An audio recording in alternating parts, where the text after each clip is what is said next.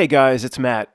If you're driving or just listening to this while operating a forklift, hopefully without any codeine cough medicine, or you're driving a tractor, people do these things, they tell me, why they listen to me. There's not going to be many images at all.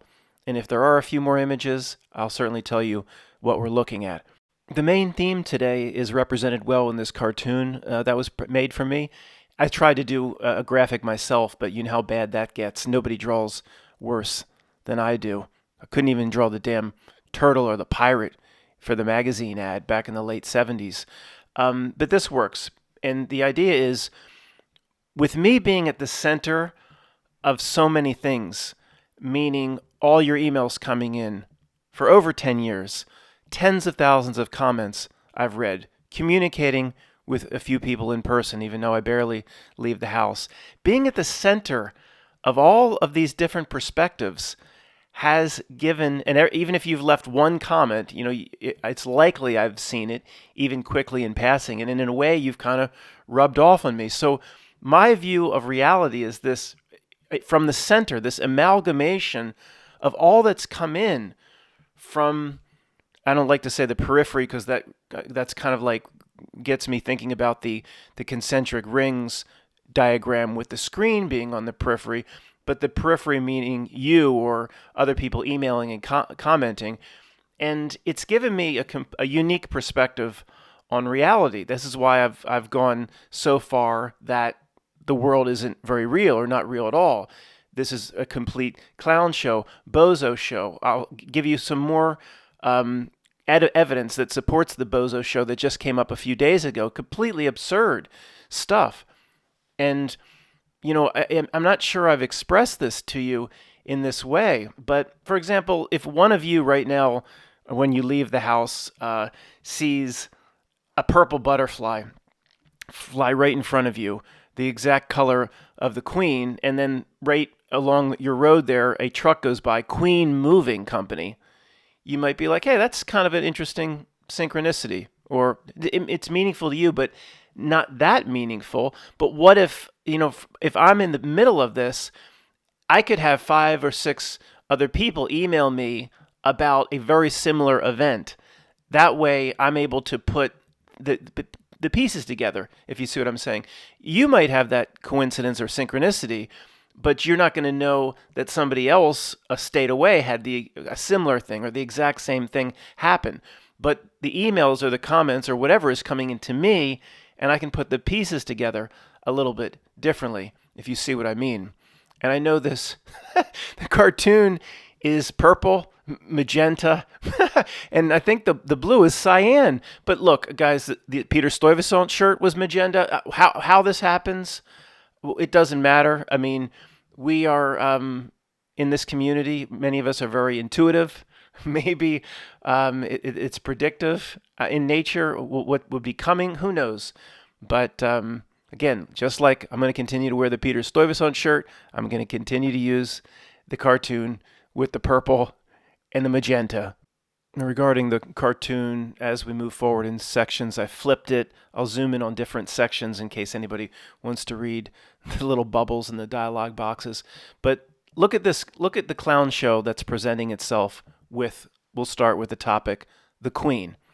Okay, this has come in to me from a variety of different people. Put all the pieces together. And I'm sure other channels are talking about this as well. This is, in terms of the gematria and stuff, I don't break gematria news, but it relates to the larger theme of what's being said here. Collect all the pieces up into the middle. That's my dumb ass pictured in the middle of this cartoon, and then try to put back a more simplified picture of the reality bozo show. So the Queen. The Queen's day of death was, of course, September 8th, 9/8. The date officially, the World Health Organization announced the start of the demiurge-demic. The demiurge-demic was March 11th, 2020. Yes, the 33. 3/11. That is the official date where worldwide demiurge-demic was announced. The number of days between that day and the Queen's death, I'll give you 2 guesses, but you're only going to need one. 911 days. Here we go. Here we go, right? When the Queen died, she was in her estate or resting or vacationing, whatever, up in Balmoral Castle or estate in Scotland. 9/8. Okay, they don't move the casket in the body until what day, of course? September 11th. They wait. It was a procession. I don't know if it ended in Edinburgh, but the big deal was to take it through Scotland. People lined the route and waved and paid their respects as it came into Edinburgh. They moved the body on September the 11th, the Queen's procession in Hurst. I'll come back to this in a moment. The U.S. Open tennis tournament runs for 2 weeks and ends. The U.S. Open tennis ends September 11th. The U.S. Open tennis takes place in Corona Park. Okay, that is the name of the place where the U.S. Open tennis takes place. Corona Park is also called Flushing Meadows. I'll come back to that in a second. But it's in Queens. It's in Queens, the borough. You've heard, everybody knows Queens and Brooklyn, and there's people. If you're rolling your eyes, there's people all over the world listening to this. Brooklyn, Manhattan, Queensboro ends on September 11th. The Queen dies right over the event taking place in Queens, but it's also taking place in Flushing Meadows, Corona Park. Okay. What else you got, Matt? Well, People magazine is revisiting. We in the past. I'm not going to go over all the synchronicities between Prince's day of death and the Queen's birthday was the same day. The entire world was lit up in the same color, purple. Half of the world for Prince, half of the world for the Queen, half of the world for Purple Rain, half of the world for Purple REIGN, Purple Rain. We know those endless synchronicities and coincidences there, which, that gets into 1 in a billion or more. I'm not going to revisit them. I may revisit them some other time. But People magazine, just out of the blue, happens to be running a magazine, a cover story revisiting Prince's life and times right now over the Queen's period of death. And although they may have several magazine covers, maybe it's a special, it does say on the magazine cover, you can keep it on the, quote, newsstand until early November or something like that. Maybe it's a special. Maybe not, the current magazine, but how like Life magazine will run a special. So just happen to be revisiting Prince with all those synchronicities right over this time. What more you got, old man? I got a lot of mo. That's what Mr. T said to Rocky. I got a lot of mo. I got a lot of mo.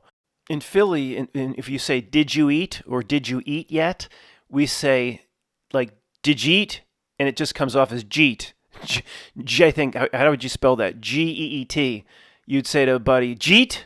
Just G-A-E-E-G-E-E-T. Jeet. Oh, yeah, I had cheesesteak. That's all you have to. We'll do a Philly pronunciation maybe every video. If the reality observations ever come to an end, we'll always be able to interpret Philly words, and that'll bring 80,000 people back, hopefully. So roughly a day after the Queen's death, New York declared another state of emergency. They had a state of emergency for bedtime for bonzo pox about 4 months ago. Another state of emergency for New York. Who would live there? One after another after another. Well, it's cooked. I mean, if you didn't see what we saw, there it's all cooked up. But if you see what we see, you can, there's no scare, there's no threat. But it's about New York City found polio virus in the wastewater samples. Their wastewater treatment plants, they take hundreds and hundreds of samples a day. Well, they found, this is the official story, they found polio virus in the wastewater samples. Wastewater, what goes down the toilet, all that. And declared some sort of a state of emergency for that. So wastewater, flushing of the toilet, that who does number two work for? That's these treatment plants that found the polio virus. Now it immediately moved into an action vaccination. Bottom right here of the book, it immediately moved into an action vaccination campaign to go get your polio vaccination. That has started big time already. But that's not even the point. Back to the tennis. The tennis takes place in Corona Park. It's also called Flushing Meadows. Flush the toilet meadows. So in the wastewater where people flush, they found right over the same period for the 2 weeks of U.S. Open tennis and the Queen's death. The U.S. Open tennis is in Queens. They found they play it in Flushing Meadows, and when somebody flushed, they found polio virus. You can't make this shit up. Well, you can actually, because the entire reality is fake reality and it's all made up. These images are less than a week old, taken by Kiara, who actually braved the place, took some phone images, pulled over. You'll see pulled over on the highway. If you're driving or listening, guys, you don't need to see this. This first one just says Flushing Meadows, Corona Park, exit 22A. There's that 22 again. I'm no gematria expert. We'll leave that to others.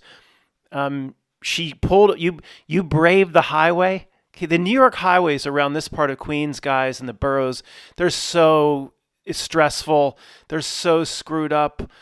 People are like screaming at you. It's horrible driving up there. It really is. It's just I'm a Philly driver, and there's a level of stress that's just I've never even experienced. There's something really weird. So Kiara, if you actually pulled over to take these, or even slowed down on the highway, that's even more dangerous. Thank you. And again, if you're driving or on the forklift or at work, you don't need to see this. I'll just tell you everything you need to know. There's a better image coming up, guys, than this. I just want to use this image for a moment. This is the general, what you're looking at are remnants. Let me back up. Remnants from this 1950 whatever World's Fair. Here we go again, right? 1950, this really strange World's Fair in Corona Park, New York. And the skeletal remnants of some of the things are still there. People will park like right next to the skeletal remnants of this World Fair when they go make their way over to the tennis. That might be one of the tennis stadiums there on the left. Again, I'll have a zoom up in image in a moment. But these just weird synchronicities keep happening to all of us. So I had never heard of this World's Fair in New York, and we'll look at it some other time. It's nothing compared to the ones we've looked at, or Howdy McCoskey's looked at, Chicago, Pan Pacific in San Francisco, all these buildings where we debate, are they real buildings, are they facades, and all this. Either so, these old World's Fairs, whatever they are, grandiose, but this is a piece of shit. And they built like 2 structures, and Kiara starts sending me this information, and research information, PDFs about let's restore this. What it looks like, honestly, is the Nazi bell. It looks like the Glocke. It looks like, go look up old pictures. I'll show you. I'll find one and insert it here in a moment. Old pictures of the remnants or the skeletal remains of the Glocke, the bell, the Nazi bell. Now, how that relates here, I don't know. But the point is, let me just get right to the coincidence or the synchronicity related to the theme of what I'm talking about. I never heard of any of this. I've watched the U.S. Open for 40 years. I've never seen an image. It's right there. I've never heard an announcer say, this is the site of the old World's Fair. I've never seen that pavilion where that tower. I've never seen the thing that looks like the burnout Glocke. Never. Kiara brings this to my attention for the first time. Put your hands out. First time. Yesterday. And then starts providing me with research materials. Why they're trying to revitalize or the World's Fair and imagine or put money into these structures for what?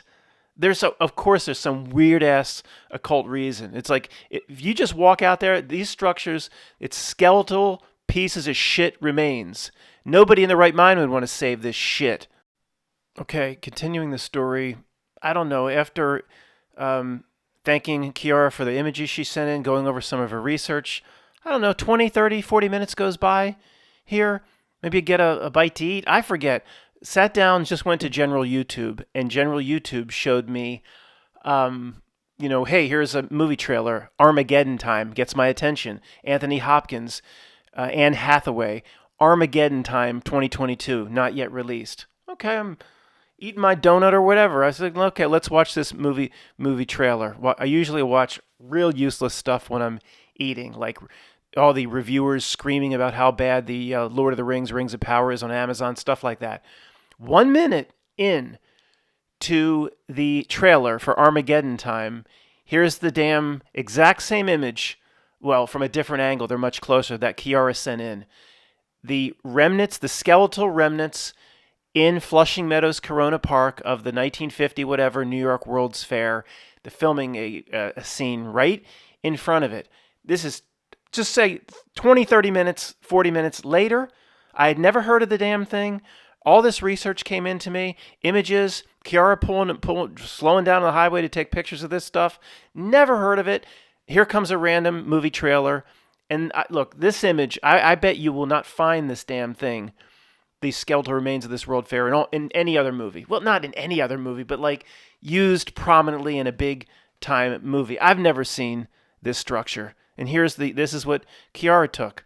So, these things, guys, remember the cartoon I showed coming in and the whole point of this video. This is just one example of something coming into me, of thousands and thousands that have helped me form my very scientific and technical basis of reality, and it's the technical term of bozo show.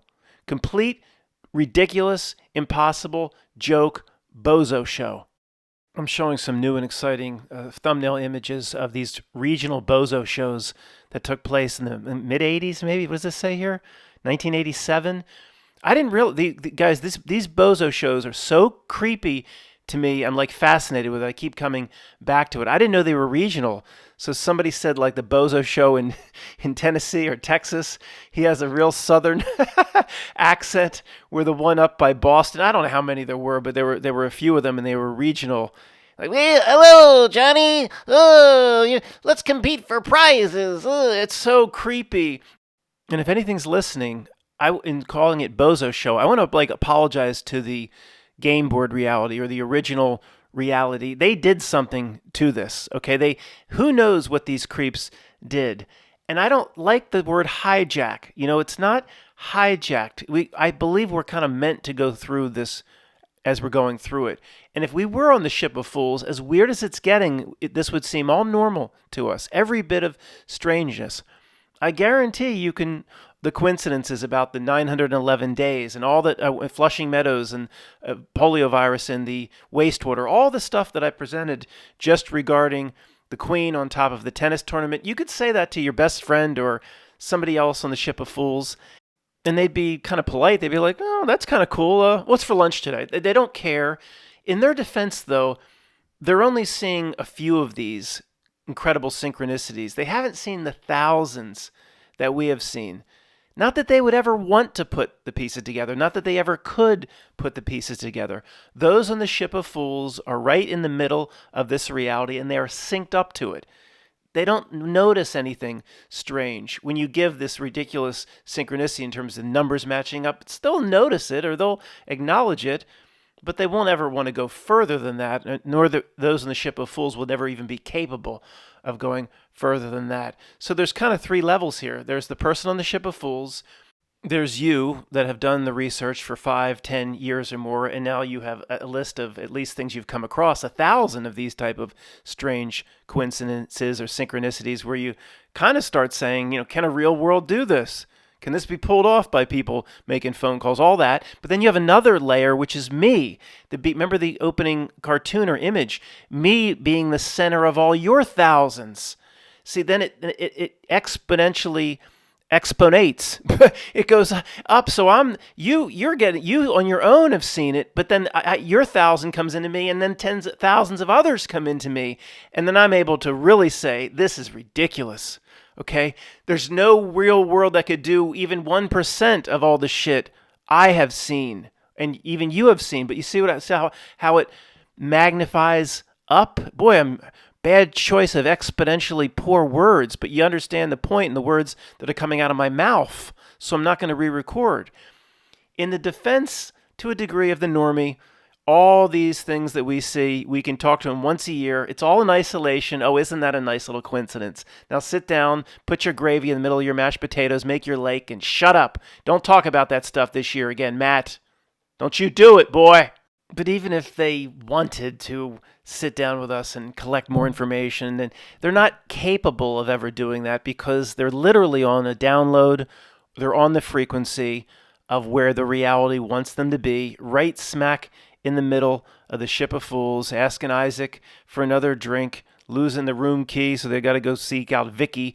They won't ever be able or capable of seeing it because of there's in other words there's a technology here or some metaphysical phenomenon we don't understand, where literally it's almost like it creates two different reality bubbles to a degree. They're just not capable of seeing it.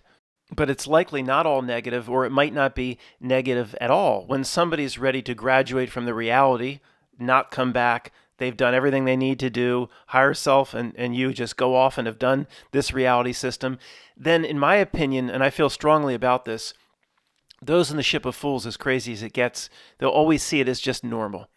It's becoming a bozo show, or well, been a bozo show. It's now a bozo show on steroids times 1,000. But that, I think, happens naturally to people that are ready to get out, or ready to graduate, or ready to move on. They've done all they can do in this type of 3D reality system. I think it was 7, 8, 9 months ago. I have no sense of time anymore. Maybe a year ago, reality itself is a truck and tractor pull, or like a truck and tractor pull event. I believe that even more so now than I did when I presented that video. And you're not going to remember what I presented. So 1 minute or less. Down in Greg's neck of the woods in South Carolina, these hillbillies, they get these trucks and they push the engine up to 700 horsepower or different classes, and they pull this weight. I mean, if you're not aware of this and you're around the world, you're going, people actually do this and spend hundreds of thousands of dollars of their own money before their engine blows up doing this? They enjoy this? Yeah, they do. But that can call them hill. These are my people. These types of hillbillies. They really are. I've evolved much more into their ilk than the ilk my mother wanted me to be raised into. But whatever. Okay, they pull this. The weight as the truck pulls through the mud, the weight slides up towards the truck. So it progressively gets harder and harder and harder until the truck comes to a stop. And then, we got 15 feet of pull. We got 20 feet. But the physics go in such a way that I should just be showing the image now. I'll try to pull an image up, of course. The physics are such that no amount of horsepower could keep pulling because the weight slides up. The reality does the same thing potentially to each of us in a lifetime. It might have been this way in 1500 something, 1800 something. In its own way, it might be doing the same thing to people.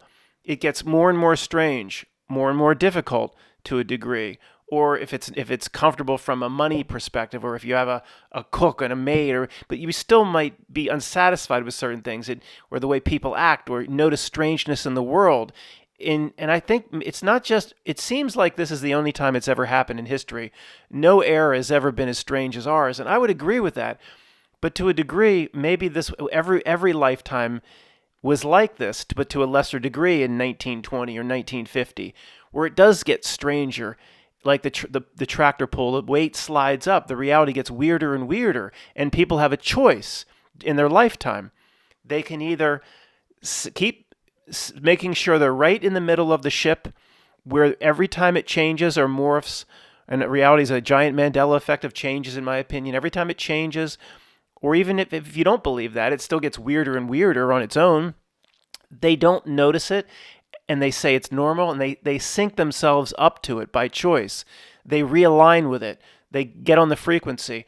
Where others, a very small few of us, as the truck and tractor pull happens and the weight slides up means reality gets stranger and stranger. You notice more weird things. Some of us will abandon ship or jump out of the truck that's doing the pull and say, there's some weird shit going on here. Now, I don't think there's ever been a time that has been as strange as this time. I mean, you just can't imagine with the internet. I think every bit of weirdness has been exponentially exacerbated, but that could be by design because it might be designed to get so strange. We need to wake more real people up. There's not, we do feel we're in a little tiny minority compared to our friends and family and the rest of the world. But if you put everybody that's a quote awake up into a stadium, we're going to fill tens and hundreds of stadiums. Overall, compared to maybe what it's been throughout history, we are a big group. So maybe reality can do this for each birth in an isolated way or somebody's own unique reality bubble way, no matter when somebody was born, no matter what century they were born. Born into it, seems normal. Reality itself gets stranger and stranger, maybe not to the degree that's been exacerbated by the internet that we're experiencing, but it might have been similar to this. Reality gets stranger and stranger. Person then has a choice to make. They keep realigning themselves and keep trying to merge back with it and making sure they're right smack in the middle of the ship of fools, no matter what century that is or no matter what era, making sure they keep getting their drinks from Isaac and staying comfortable and never waking up to it. Or no matter what century, they see it's getting stranger and stranger and they decide to part with it, to jump ship, to dive off.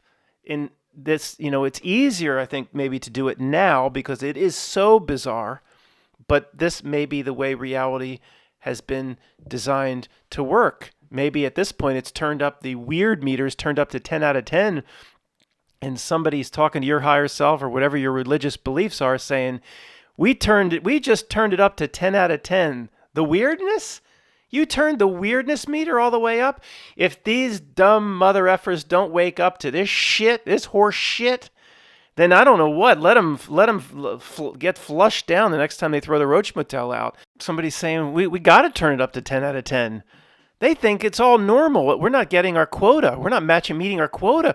Enough people aren't waking up. This reality system is designed to do a certain thing. We're supposed to get so many real spirits to have a certain realization. We're not getting anybody. But you want to go all the way to ludicrous speed on that meter? You want to go plaid on that meter? Turn it all the way. We have to turn it all the way up, somebody's saying. Because these dumbasses aren't waking up to anything. And even then, billions of them still will think it's normal. We'll get our quotas. Little people like Matt and people that just kind of examine the reality. Where we ever disagree or whatever, we're still saying we might disagree in many areas, but generally where it matters, we agree. This is some weird shit that we want to separate ourselves from spiritually. And there's some dark ass thing here that's working very hard to protect itself. Whatever's here that presents the screen, the dark engine of this place, it has a lot of minions that do its bidding. And this is what I find so funny. I'm showing the Melvin and Bezos, one of the two sketches of Melvin and Bezos, which is, of course, Jeff 1 billion. That's him, and then, Bill is the other. It's amazing how many people in our community think these minions are the top people to make the decisions and implement. It's so obvious to me how they're just puppet players of something maybe we'll never be able to point to. Puppet players. The Queen, yes, of course. My rule, and it has never been broken. I'm open to it being broken. My rule is if somebody walks by a camera for a second and a half and who's that dark figure? If they're prominent on the news and in hundreds of magazines and papers, they're more like Caitlyn. Okay, they're just a puppet of this realm. I don't believe they have power or they're as dark as our community thinks. They're just pathetic puppet implementers. And how many of these minions were once real boy Pinocchios or real girl Pinocchios like us, of which, they're doing a Pinocchio again. What a coincidence. Tom Hanks is doing a special Disney Plus Pinocchio. How creepy is that going to be? I don't know if it's coming out in a few weeks or a few months or something like that. But these people are puppets. And again, I was going to say, who knows whether they're real boy Pinocchios that just gave themselves over to the dark side, the way Vader did as in Rage as Anakin, or they are a different incarnation. They don't have the same spiritual ways out that we do. That's, it's fun to talk about that stuff. How doomed are they? It's fun to talk about. Anybody stumbling upon these videos would absolutely see that we're just this disgruntled little group of Har-heel hobbits or whatever they present in the new Amazon that are just so jealous of these creatures, and we're so malcontented that we just like to say to ourselves, we're higher spiritual beings than Bezos or the billionaires and soon to become trillionaires, and we're just trying to make ourselves feel better. And again, we've done this every time, but I guarantee there's nobody listening to the sound of my voice that stuck with this video for this long, that other than trolls that just try to wait for something they can use to try to go against me. And there's nobody real. They're not real. Those trolls are like the two creatures you're looking at here. They're not the same as we are. There's no real person listening that doesn't know deep down they are way more advanced than 1 billion, and then Bill and these Warren Buffett types. You can sense it, and we ain't just saying it to make ourselves feel better. Matt, you've said that a bunch of times, and I'm going to keep saying it. To make myself feel better? No, because it's just a fact, and it's very important to come to that spiritual realization. In terms of the Nazi bell, I said I would show you an image.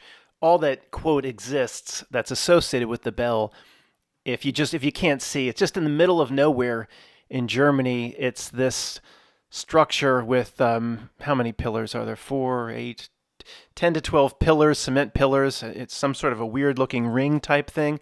There is no bell that exists anywhere in the world. But when Kiara, this is a picture again from the Armageddon Time movie trailer. Kiara's picture is coming up in a second. It just immediately reminded me of that Nazi bell enclosure. And I'm no Nazi bell. And Inga's like, please don't try to do the damn German again, the Daglache. Don't try to do the German again, Matt, says Inga. I won't. That would be the last time. The Nazi bell, I don't know what the conspiracy is. It said it was used for. I don't know if it was basically another version of Geordie Rose's snow cone machine. Well, whatever. There's a whole, conspiracy on the Nazi bell that it's fun to look into, but it hasn't been my thing. But when I saw this picture in Flushing Meadows, where the tennis is, Flushing Meadows Corona Park, I immediately thought of that Nazi bell structure with the whatever it has, the 8 to 12 looks like concrete pillars. I wonder if you counted the pillars if it would be the same. But this also, it has it's like a spiked crown. This thing, this remnant of what existed in the World's Fair. And yeah, we don't want to get too conspiratorial when we don't need to, but there's something nefarious about this thing. Think about it. Does this look nice to you? Is there anybody in the world that would think this looks nice? And after the World's Fair, they knocked all the other ones down, right? All the other beautiful ones they knocked down. This one, they're like, let's just leave it sit up in this park for crack addicts to come sleep in, and let's just have it decay over 40, 50, 60 years. Why wouldn't they immediately, it's not hard to knock down this little thing. Matt, anybody stumbling upon this? They left a remnant from the World's Fair and for some nefarious reason. You conspiracy people go too far. I don't know. Right next to the tennis, why would you just knock it down? Do you need to have this revisited now with its spiked crown? It's just the way they do business. We'll never know regarding the skeletal remains of this ugly-ass piece of shit left over from the World's Fair. But most of the old guard would be like, yeah, there's a reason they left it up. Why would you? When you just immediately, literally just a few backhoes could push the thing right over. It is not that big of a structure. Why would you want it there for pushing 80 years or some, whatever it's been, just for crack addicts to come sleep under? Come on. There's a reason for how these creeps do business. We don't need to know what those reasons are. We just need to see the tactics, strengthen our own armor, and worry about yourself.